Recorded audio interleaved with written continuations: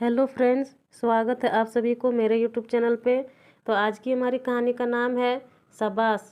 जब नानी के शब्द कानों को ना झेल पाती तो अपना कमरा जोर से बंद कर नानी डर जाती और चुप हो जाती थी।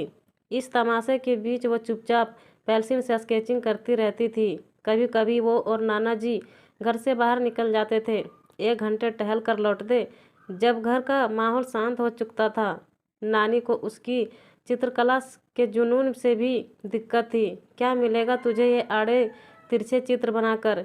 इस उम्र में लड़कियां घर के कामकाज सीखती हैं और ये महारानी चित्र बनाती रहती हैं। ये बड़े आदमियों के चोचले हैं। हमारे घर में जगह कहाँ है तुम्हारा ये कूड़ा रखने के लिए? नानी को उसकी पेंसिल, ईजल, ब्रश, कैनवास फैले देखकर गुस्सा आता था। जब देखो कोई अड़ोसी पड़ोसी ही मुंह उठाए चला आता था। किसी को स्कूल का प्रोजेक्ट बनवाने में मदद चाहिए थी, किसी को घर में लगाने के लिए पेंटिंग सीखनी होती थी। घर ना हो गया, खैरात खाना है। इतना वक्त बर्बाद करती है इन फालतू लोगों के चक्कर में। मेरी मान पढ़ाई कर ले, कहीं धंधे से लग जाएगी, नानी उससे कहती थी। पर उसके कानों पर जू भी नहीं रेंगती थी। पता नहीं क्या था, बूढ़ी नानी जितने उपदेश देती उसके हाथों की स्पीड बढ़ जाती।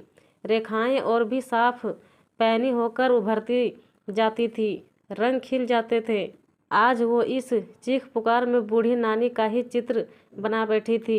काफ़ी झुर्रियाँ आ गई है, उसने आज नोटिस किया। मन ही मन दया भी आ गई थी। चित्र पूर्ण करने के बाद उसने एक तस्वीर खींची और इंस्टाग्राम पर पोस्ट कर दी। अब उसे पहले से बेहतर लग रहा था।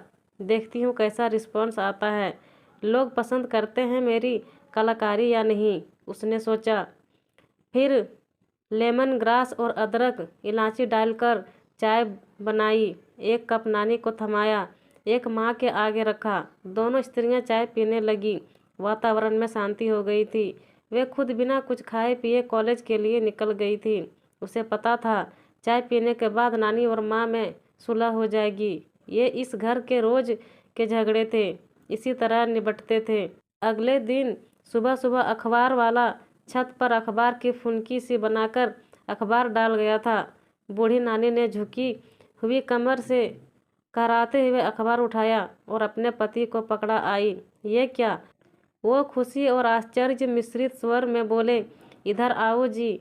अब सुबह सुबह क्या हुआ जो इतना खुश हो रहे हो? लॉटरी निकल आई है क्या? लॉटरी ही निकली है, पर मेरी नहीं, तुम्हारी। ये देखो, मशहूर कर दिया तुमको तुम्हारी नातिन ने। वे बोले, कितना सुंदर स्केच बनाया है तुम्हारा। इसकी चर्चा बड़े बड़े चित्रकार भी कर रहे हैं। ये चित्र अंतर्राष्ट्रीय प्रदर्शनी में शामिल किया जाएगा। आज भी बात है तुम्हारे अंदर। भाई वाह, तुम तो बुढ़ापे में मशहूर हो गई। पति ने हंसते हुए अखबार का पन्ना आगे कर दिया। बूढ़ी नानी की आंखों से आंसू झड़ने लगे। इतनी बड़ी हो गई है तन्वी बिटिया, अखबार में उसके बनाए चित्र छपने लगे हैं। वे घर में खुशी से इधर उधर घूम रही थी। इतनी सुबह सुबह यह समाचार किसको दें? थोड़ी देर में खबर फैल गई। बधाइयों के फ़ोन आने लगे थे। आज तन्वी को गले लगाने का दिल चाह रहा था, शाबाशी देने को जी चाह रहा था। बरसों बाद इतनी अच्छी सुबह हुई थी। बार बार कमरे में झांक कर आती जहाँ वो मासूम बेखबर सोई हुई थी। नानी बड़बड़ा रही थी। कानों में ईयरप्लग लगाकर सोती है, ना कुछ सुनेगी और ना ही 10 बजे से पहले उठेगी। इन निगोड़ी आँखों को जाने क्या हुआ है, क्यों बैरिन बार बार भर आती है, नानी सोच रही थी और खुशी के आंसू पोंछती जा रही थी।